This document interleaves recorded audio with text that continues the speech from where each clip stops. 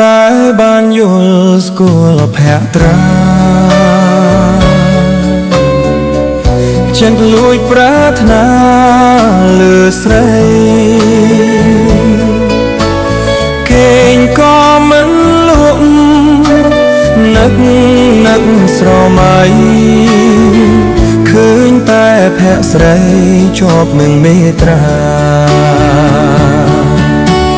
បងសូមផ្ញើនឹងចរណៃពាក្យមួយយ៉ាងខ្លីគឺជាសេចក្តីស្នេហា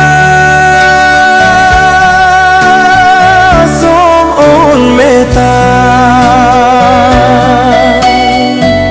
មេត្តាដល់ចន្ទរាមផងដែលបំណងប៉ោងស្មែតែវលាក់តើអូនព្រមស្ម័គ្រទេពិសេស